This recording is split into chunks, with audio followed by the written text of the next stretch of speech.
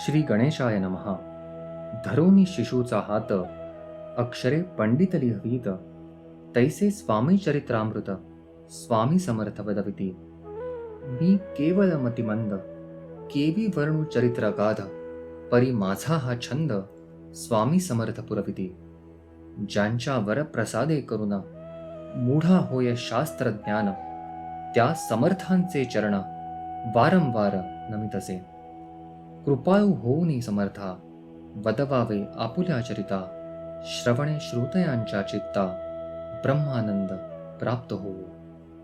सुरतरुची घेऊनी सुमने, त्यासीच अर्पावी प्रीतीने, झाला ग्रंथ स्वामी कृपेने, त्यांच्याच पदी अर्पिजे.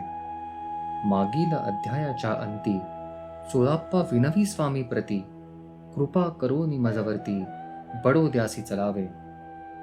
भाषण ऐसे ऐकोनी, समर्थ बोलती हासोनी, मल्हार रावाची या मनी, आम्हा विषयी भावनसे. म्हणून तयाच्या नगरात, आम्हा जाणे नव्हे उचित, अक्कलकोट नगरात, आम्हा राहणे आवडे. ऐसी ऐकोनी वाणी, चोळाप्पा खिन्न झाला मनी, त्याने सत्वर येऊनी तात्यांप्रती सांगितले. ऐसा यत्न व्यर्थ गेला, तात्या मनी चिंतावला, आपण आलो ज्या कार्याला, ते न जाय सिद्धीसी. परी पहावा यत्न करोनी, ऐसा विचार केला मनी, मग काय केले तात्यांनी, अनुष्ठान आरंभिले. ऐसे नाना उपाय केले, परी ते सर्व व्यर्थ गेले, कार्य सिद्धीस न गेले, खिन्न झाले मुख त्यांचे. भक्ती नाही अंतरी, दांभिक साधनांते करी, तयांते स्वामी नरहरी, प्रसन्न कैसे होतील. तयांनी माजविली ढोंगे, आणि केली नाना सोंगे, भक्ती वीण हटयोगे, स्वामी कृपा न होय. मग तात्यांनी काय केले, सप्ताहासी ब्राह्मण बैसविले, गुरुचरित्र आरंभिले, व्हावयासी स्वामी कृपा. परी तयाच्या वाड्यात, कधी न केले समर्थ, तात्या झाला व्यग्रचित्त, काही उपाय सुचेना. मल्हार रावण रूपाने, पाठविले ज्या कार्याकारणे, ते आपल्या हातून होणे अशक्य ऐसे वाटते. आता जाऊनी बडोद्यासी, काय सांगावे राजयासी, आणि सकल जनांसी तोंड कैसे दाखवावे. ऐशा उपाये करून न होती स्वामी प्रसन्न, आता एक युक्ती योजून न्यावे पळवून यतींसी. स्वामी केवळ ईश्वर मूर्ती, हे नेणे तो मंदमती, म्हणून योजिली कपटयुक्ती, परी ते सिद्धी ते न जाय. असो कोणे एके दिवशी, साधून योग्य समयासी, मेण्यात घालूनी स्वामींसी, तात्या साहेब निघाले. कडप गावचा मार्ग धरिला, अर्ध्या मार्गी मेणा आला, अंतर साक्षी समर्थाला, गोष्ट विदित जाहली. मेण्यातून उतरले, मागुती अक्कलकोटी आले, ऐसे बहुत वेळा घडले, हाही उपाय खुंटला. मग पुढे राजवाड्यात, जाऊन या राहिले समर्थ, तेव्हा उपाय खुंटत, टेकिले हात तात्यांनी.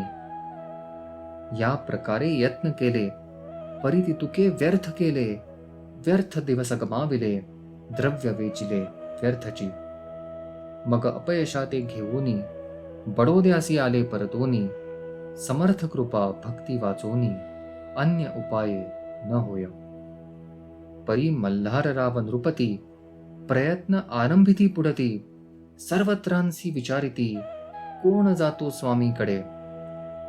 तेव्हा मराठा उमराव, यशवंतराव त्यांचे नाव, नृप कार्याची धरुनी हाव, आपण पुढे जाहला.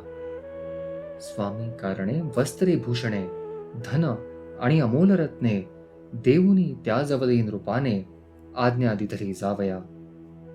तो येवोनी अक्कलकोटी, घेतली समर्थांची भेटी, वस्त्रे अलंकार सुवर्ण ताटी, स्वामी पुढे ठेवित. ती पाहून समर्थाला तेव्हा अनिवार्य क्रोध आला.